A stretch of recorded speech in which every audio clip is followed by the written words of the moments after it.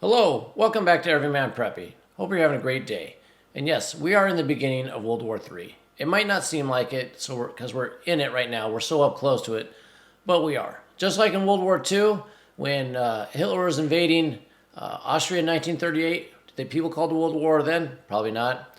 Then he went to Czechoslovakia in 38. Still, no. Maybe when he went to Poland in 1939. Probably not yet, because still only one country. Probably in 1940, when he finally started invading other countries, that is probably when people said, oh, we're in a world war. And that was 2 years after it started. So yes, we're in it now. It has started.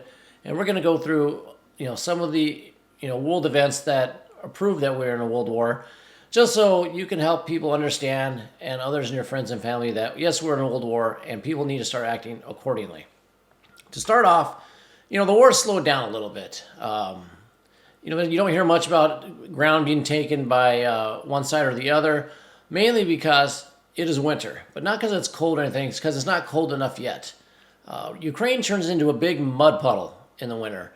I just saw a video, I think it was yesterday, where a tracked vehicle was trying to cross a field, and it was basically swimming in mud, couldn't move. And if you can't move your artillery and your tanks and your mechanized forces, they're just going to get picked off, and you're going to lose your armies. So they're not doing that right now. Both sides are waiting until it gets colder, actually, till the ground freezes and they can maneuver. So wait for that to come. But in the meantime, they're just shooting artillery at each other, bombing each other's cities. Russia's taken out all the utility, electrical, water infrastructure with drones and missiles. But there won't be major ground movements until later. But that doesn't stop World War III from progressing. And here we have, the United States giving their helping hand at that by proposing to send Patriot anti-aircraft missile batteries into Ukraine. Something Biden said he wouldn't do because it would start World War III. Well, now they're thinking about it. And as this article says here, the Patriot anti-air defense missiles to Ukraine in what will constitute the longest range defense systems transferred from the West to date. This is a quote from Reuters. The Kremlin said on Wednesday that U.S. Patriot missile defense systems would be a legitimate target for Russian strikes against Ukraine, should the United States authorize them to be delivered to support Kyiv. Well, if I was Russia, the same thing. Yeah, if you're sending these things, I'm going to try to take them out. Here's some pictures of a battery, not in Ukraine, just probably a stock photo. And then we have Dmitry Medvedev on his Telegram. He's very colorful, doesn't beat around the bush, kind of just speaks his mouth. He's the deputy chairman of the Security Council in Russia. And he says, quote, if, as Stoltenberg hinted, NATO supplies Kyiv, the Kyiv fanatics with Patriot complexes, along with NATO personnel, they will immediately become a legitimate target of our armed forces. I hope the Atlantean impotents understand this. Unquote. So, Nabi right basically said they're going to try to take him out, and yeah, why wouldn't they? Are we going to send either Americans or NATO people to run these batteries? Because you got to train up on them. They say the training might happen in Germany. Or are they going to wait a month or two, probably till the ground freezes and all that, train up these soldiers in Germany, and then send them in, have the Ukrainians fire them themselves? We don't know. This plan is not yet approved by Biden or Austin, but from what's coming out in the reports, it's going to be done maybe later this week. That it might be a done deal, but we still have to see. And these Patriots, they can be used against ballistic and cruise missiles as well as aircraft. Once you pay attention to that, aircraft can be used. It means they can shoot Russian planes out of the sky. So let's say, this is basically a no-fly zone over Ukraine if these go. Huge escalation.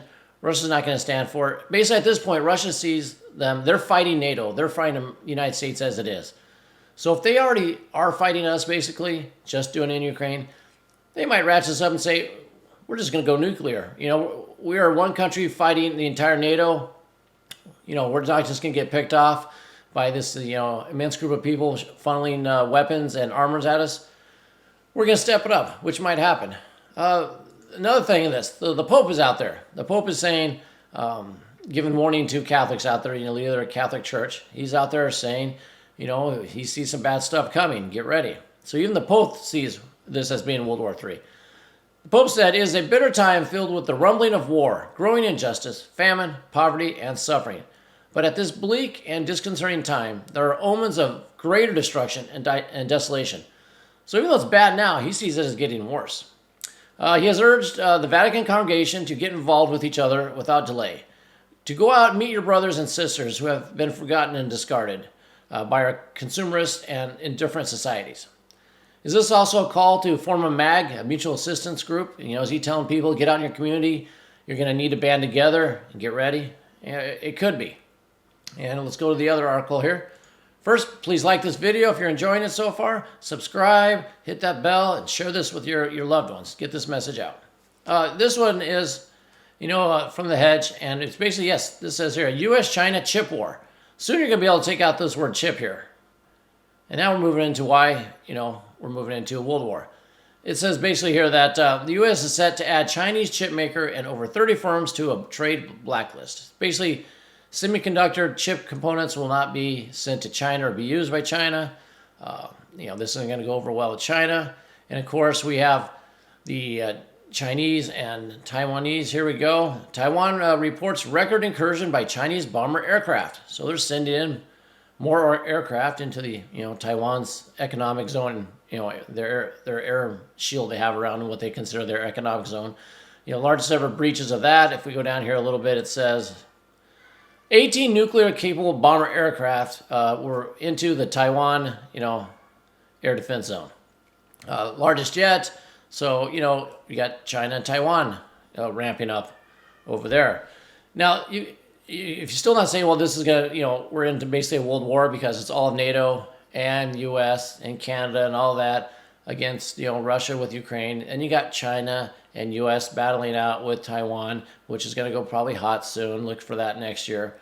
If that doesn't convince you or the people you're talking to, your friends and family, that World War III, think also you got Kosovo and Serbia lighting up right now. There people are choosing sides. Serbia and Russia getting close. Kosovo's looking for NATO for help. They're having a little spat there. That's going to bleed over to other countries.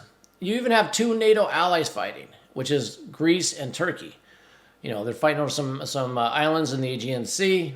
Turkey's been militarizing a little bit. Turkey said, if you continue doing that, we have every right to go there and destroy them, and we will.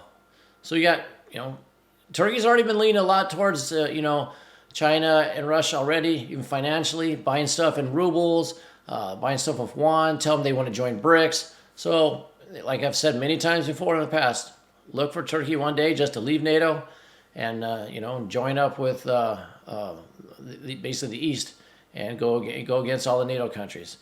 And finally, of course, you have, Iran, Israel, the U.S., all that kicking off as well. There's many other countries in this, but we're at a World War stage, and you need to plan accordingly and act accordingly.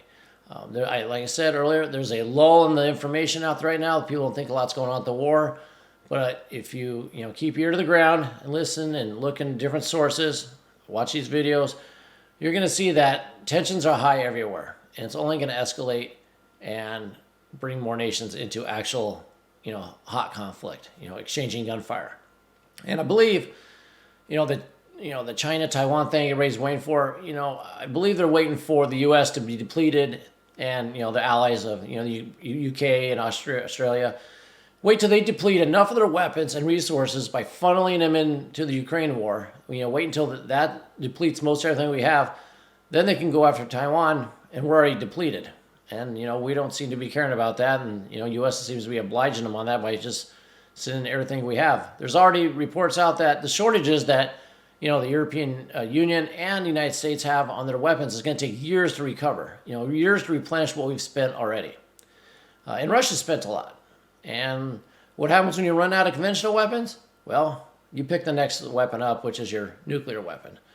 So we all need to be advised of that and be ready for it, because the day's coming when this war is going to affect people not directly in the Ukraine, Russia, China, Taiwan area. It might be the first time in a long time that wars come to our continent, or is going to affect us either by indirect attacks, EMP, hacking, critical infrastructure, all that stuff.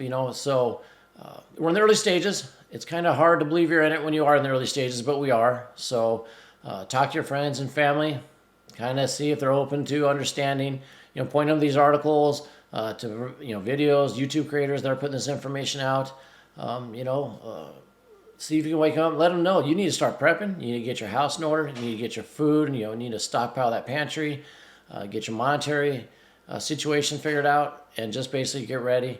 And importantly, start spending more time with your family and your friends, doing meaningful things with each other.